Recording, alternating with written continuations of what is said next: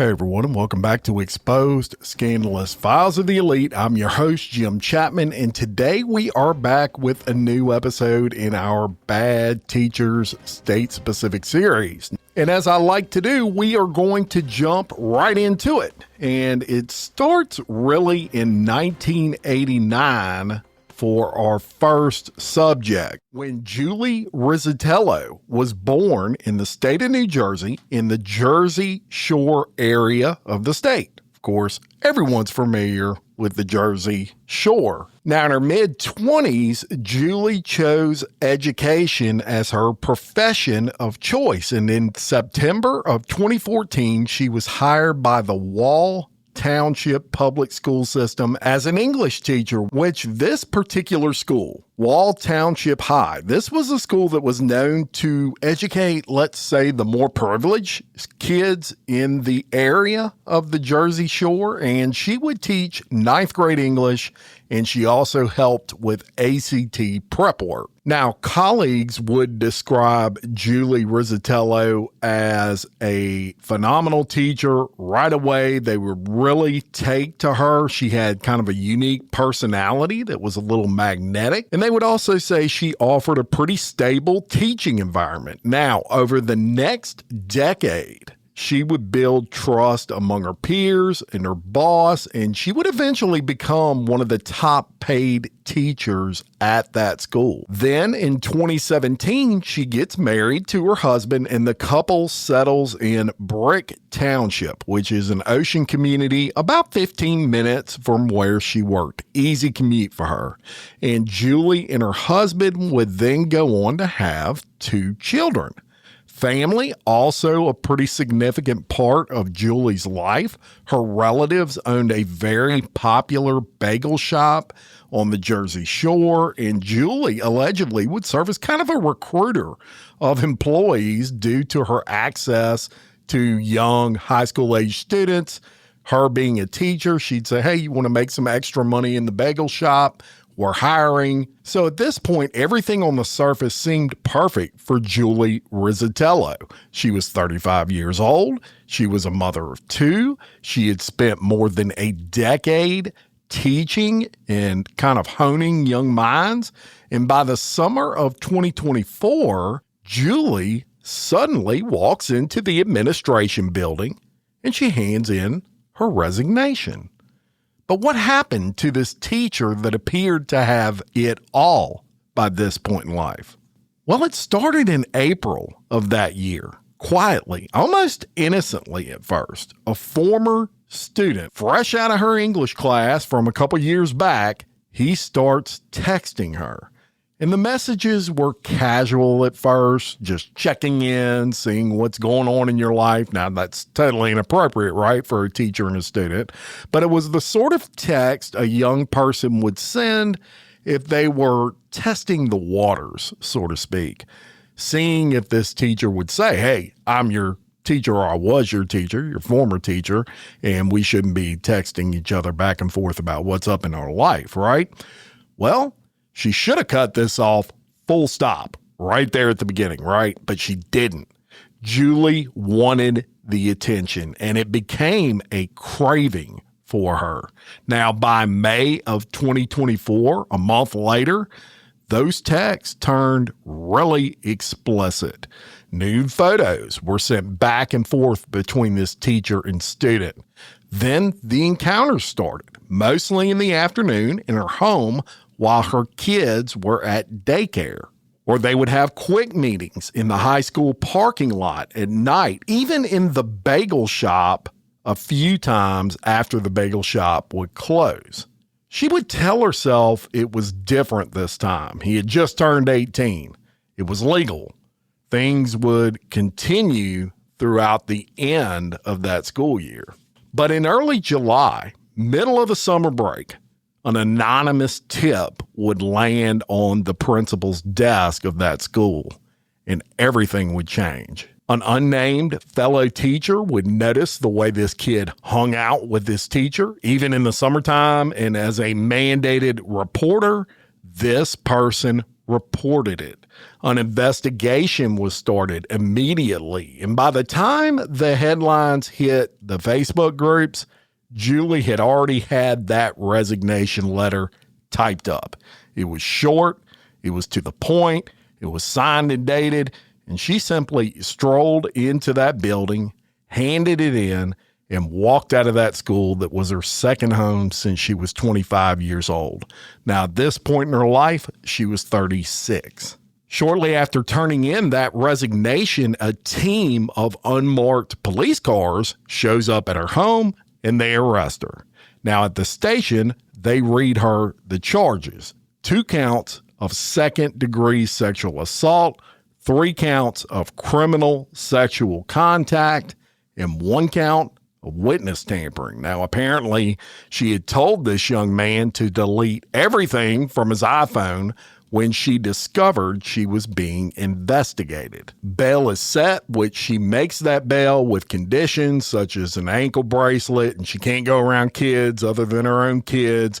And I'm going to review both the affidavit of probable cause and the arrest warrant with you quickly so that you can get some context. And I'm going to read the probable cause affidavit first. It says, on July 1st of 2024, the Director of Human Resources at the Wall Township Public Schools contacted Detective Bureau of that area to report possible inappropriate sexual relationship between a former student and Wall Township High School teacher. And the reason it said former student was the student had graduated by this point. The teacher, Julie A. Rizzitello, was reported to be having a sexual relationship with an 18-year-old victim while he was a student at the school. Formal statements were taken from the victim during which he detailed a romantic relationship he was having with Rizzitello starting in April of 2024. May 18th of 2024, the victim reported he had oral sex and sexual intercourse with Rizzitello in his vehicle in Brick, New Jersey. Victim reported that he and Rizzitello continued to have sexual intercourse, sexual contacts on multiple occasions between April 2024 and June of 2024. The sexual conduct occurred in Wall Township, Belmar, and Brick, which are counties. He also reported that Rizzitello sent him nude photographs of herself following the first time they had sexual intercourse. Victim provided consent to search his cell phone, which revealed numerous communications and photographs between Rizzitello and victim that were sexual in nature. He also reported that he disclosed his relationship with Rizzitello to several of his friends. Additional formal statements were obtained with several witnesses who also detailed their knowledge of Rizzitello's relationship with victim and corroborated victim's disclosure. So that's the probable cause affidavit, and then they serve the warrant. And the warrant says, within the jurisdiction of this court, Julie Rizzitello commit sexual assault by committing an act of sexual penetration upon victim, a pupil who at the time was at least 18 but less than 22 years old, while a teaching staff member and had supervisory or disciplinary power over victim, specifically having oral and vaginal intercourse with victim between May 18th of 2024 and June 14th of 2024. And then it states the criminal code that violated. So 2 weeks later, on July 16th and 17th of 2024, she has a hearing, and prosecutors drop an absolute bombshell. Another victim had surfaced, this one from years earlier, a boy who had been 17 back in 2017, and he was, it says, a freshman English student. I don't know how you're 17 and still a freshman. That's what it says, so that's what I'm going to go with. And she asked him to come help her in her classroom over the lunch hour. Now, in that classroom, she would have sex with him that day and multiple other times from December of 2017 to nearly February of 2018 in places like her home, when her husband was at work and the kids were at daycare, as well as school in her classroom.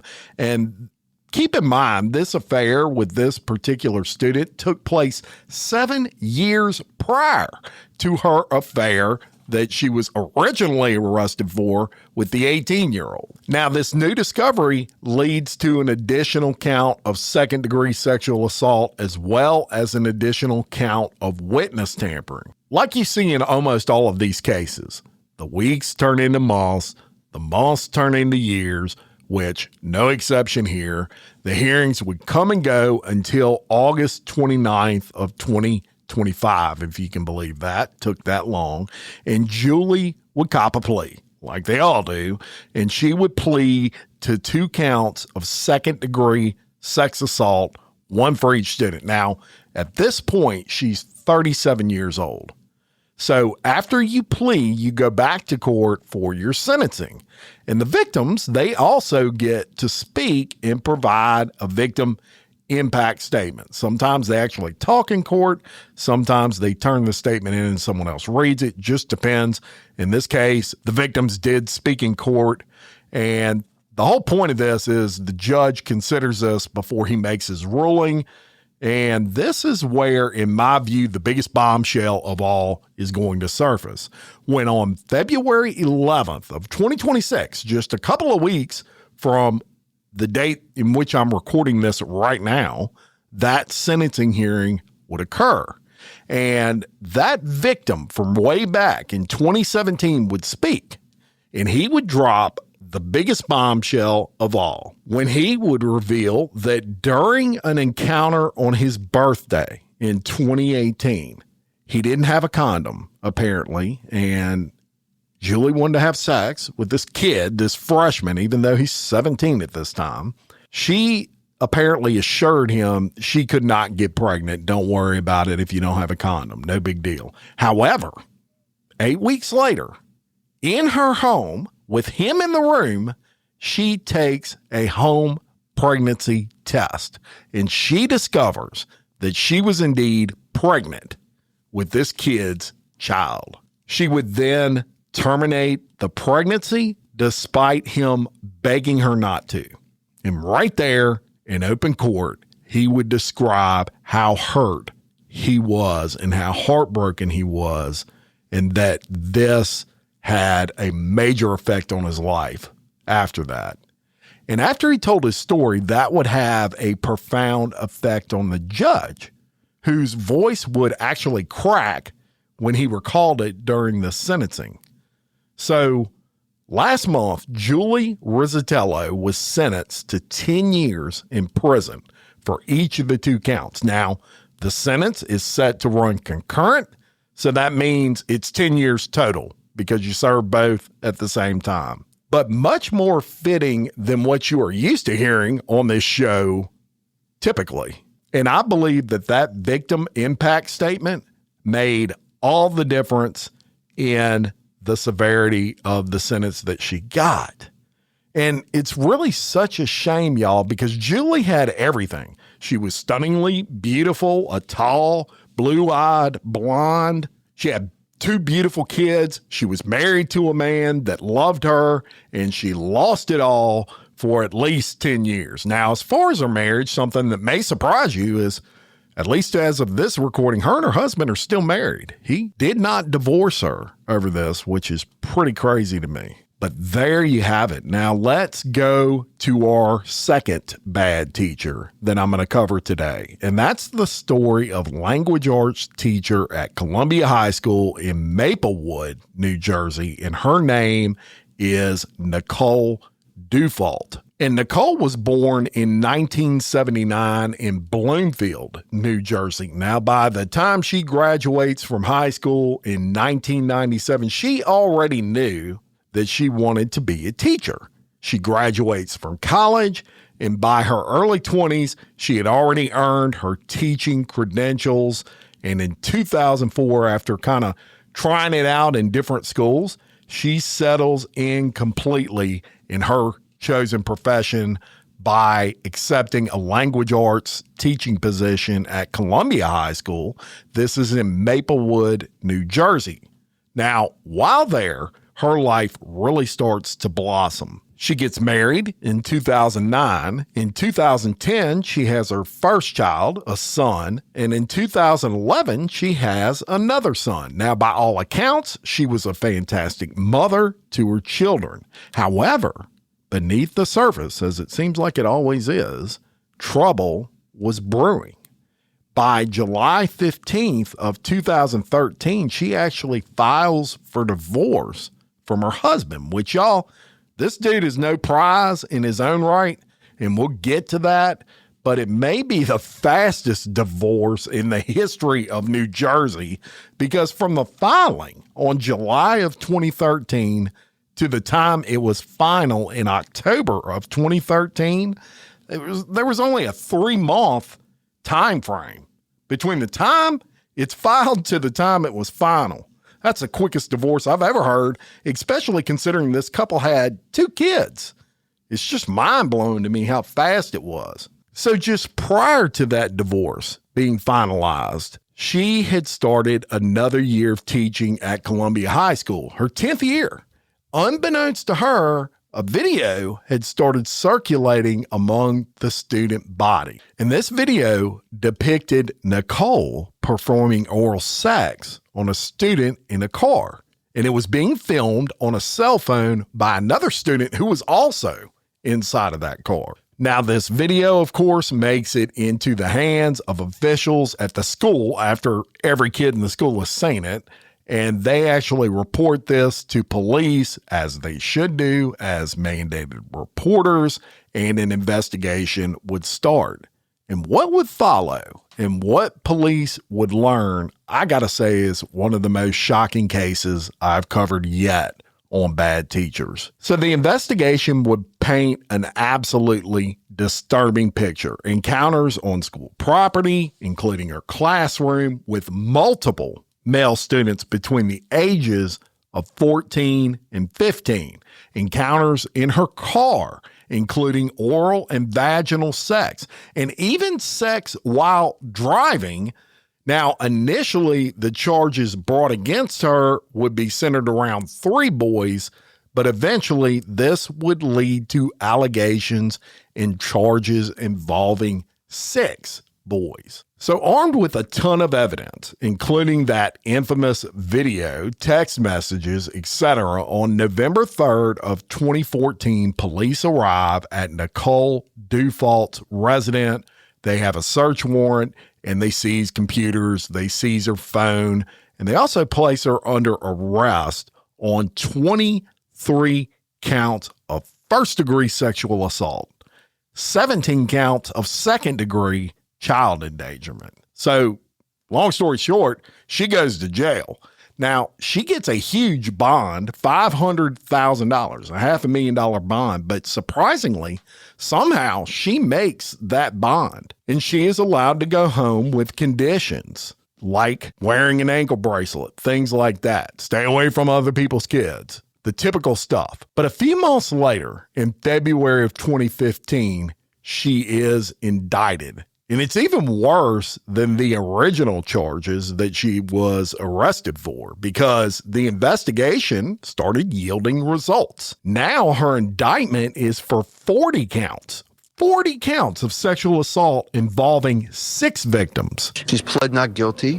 We believe in her innocence, and we believe, as I've asserted before, that my client is the victim of a certain form of sexual assault, and we stand by that. You're saying a victim of a certain kind of sexual assault. Are you saying she was assaulted?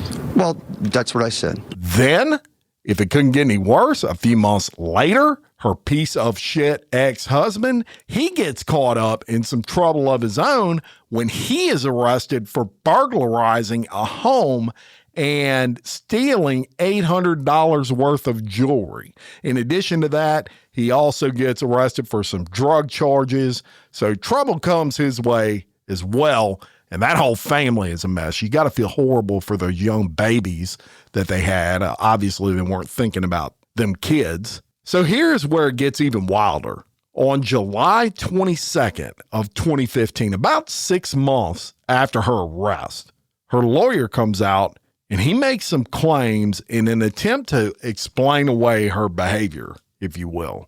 And he claims that Nicole suffered from what is known as frontal lobe syndrome. I looked that up. And frontal lobe syndrome is a brain injury that he said stemmed from complications from her first pregnancy. He stated that this syndrome made it impossible for her to resist the advances of those students.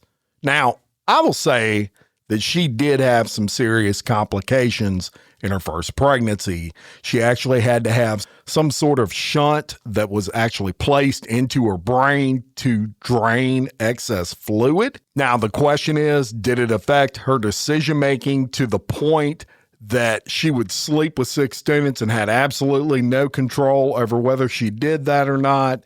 To me, that seems kind of hard to believe, but I acknowledge I'm not a doctor. I don't know. I can't really say if it did or didn't have an effect. Now, what is undeniable at this point is that this teacher had sex over 40 times with 6 different students. So eventually, more details surface.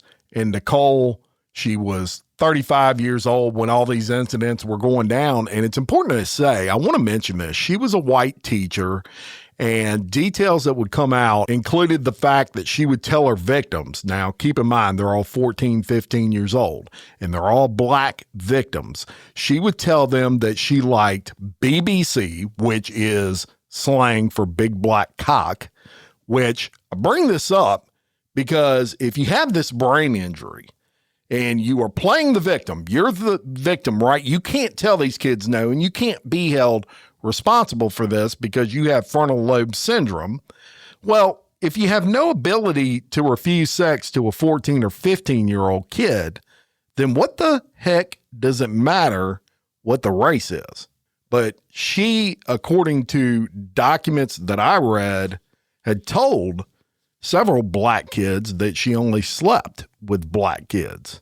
So I don't know. It doesn't make sense to me if you can't resist kids, what difference does it make what race they are? But we'll move on. So the time on this one again drags through the legal system, like all of them do, just move way too slow. And New Jersey not impressed by the prosecution of these cases in a timely fashion, but it's not until June of 2020 that she pleads. And she cuts a deal where she only pleads guilty to 3 counts of third-degree sexual assault. 40 times now she's done this. 3 times she pleads to. And I am assuming due to COVID that it takes probably, well, not probably, it definitely took another 14 months before she's sentenced. That was in March of 2021. And she gets, in my opinion, an appalling sentence. 3 years in jail, suspended. No jail time. That, to me, is absolutely unbelievable and really disappointing to discover there that, I mean, she paid no consequence, y'all.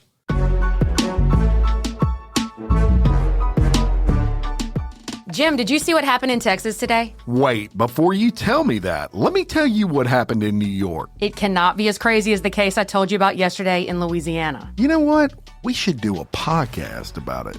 And with that, we did. Crime Wire Weekly covers the crime news headlines that have dominated the week. We cover trending crimes from all over the country and even sprinkle in a few globally. Crime Wire Weekly is available now wherever you listen to your podcasts. Simply by searching Crime Wire Weekly or clicking the link in the description of this podcast.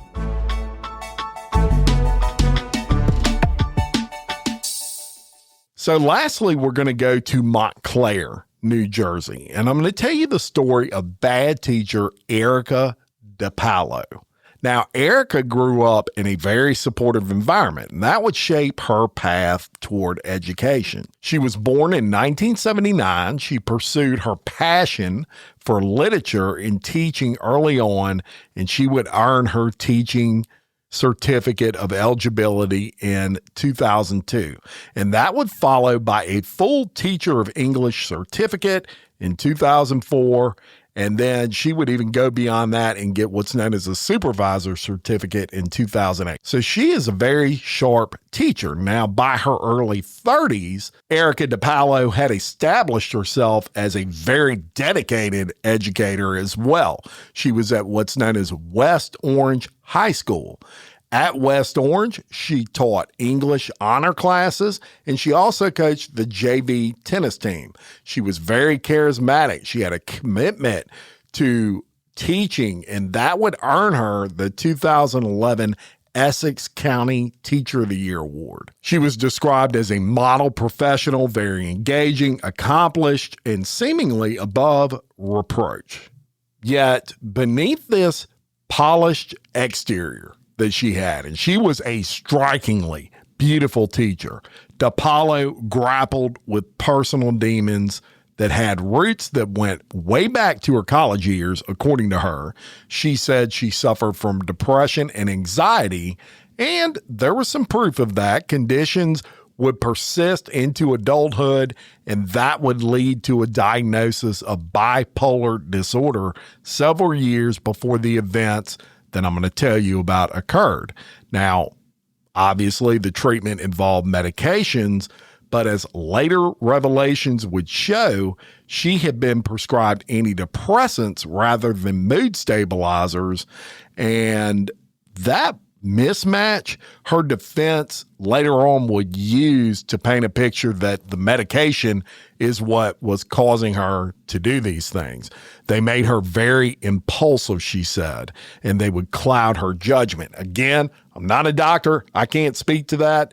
I'm just giving you the facts. Now, during the summer of 2012, that was a turning point in her life when around June 15th of that year, DePalo allegedly began a sexual relationship with a 15-year-old male student from her honors English class.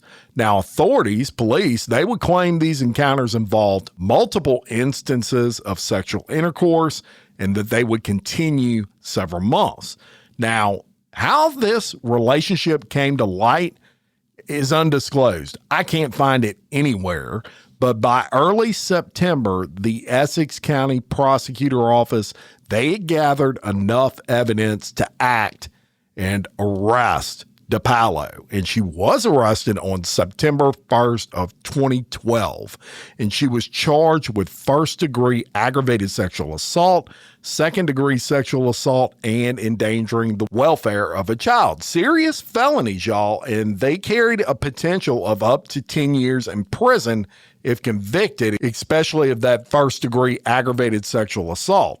Bail gets set, and she gets a significant bail, $100,000. She does make that bail. She's released on bond, and the West Orange County School District, they responded quickly, suspending her indefinitely. Now, on September 12th of 2012, DePalo has her first court appearance. This is in Superior Court in Newark. And her attorney, he enters a not guilty plea on her behalf. This is totally expected. You got nothing to lose. She had a bunch of family members there, and they were very, they're showing their support of her. I'm sure at the time they believed she was not guilty. Now, the prosecutor at this hearing, he said what you would expect him to say. She abused her position of authority over a minor, and 15-year-old here, not 18-year-old like that first case. Keep that in mind. So by February of 2013, the weight of the evidence that was against DePalo and the prospect of a lengthy trial, it leads to what? She copped a plea. And on February 28th of 2013, DePalo changes her plea from not guilty to guilty, and she gets only one single count of endangering the welfare of a child in return. She admitted to the sexual relationship in open court, and that deal obviously reduced the charges significantly. Now, also as a part of that deal, it required her to undergo a psychological evaluation, and she did have some lifetime consequences she would have to face, such as registering as a sex offender. So on April 29th, a tearful DePalo addressed the court, and she says, quote, "I feel nothing but remorse for my actions. I apologize to those who were directly or indirectly affected as a result of my conduct." And her attorney, he elaborated the fact that she had bipolar disorder and the medications, the mixing of these antidepressants may have caused her to make these irrational decisions and would cause her to have what he was quoted as saying was manic behavior. He said the drugs made her think she could do anything. She was functioning in the classroom, but no one knew. And so that was something that the judge had to take into consideration, which he did, it appears, on his sentence, because she was also sentenced to 3 years in prison, and she also got the whole freaking sentence suspended. Basically probation, no jail time at all. 2 out of 3 today. How you like that? So there you have it. That is the bad teachers from New Jersey that I chose to expose this week. Don't forget to join me next week. I'll be exposing other bad teachers from a completely different state. I haven't picked that state yet. I'll pick it in the next couple of days, and I'll start my research and come up with 2 or 3 or 4 teachers that are going to have some unbelievable cases you will not believe. Thank you so much for listening. Check out the Patreon, where I drop a commercial-free early release of this episode you just heard, plus many other things. I'm talking files, pictures of every case I discuss here on Exposed. But before I get out of here today, I have a bad teacher's consequence scale where I rate these states on how stiff the consequences are for these teachers. In New Jersey, you get a D. A D. 2 out of 3 teachers doing everything I just told you today, and only one of them does prison time. Do better, New Jersey. And until next time, for Exposed Scandalous Files of the Elite, I'm your host, Jim Chapman. Much love.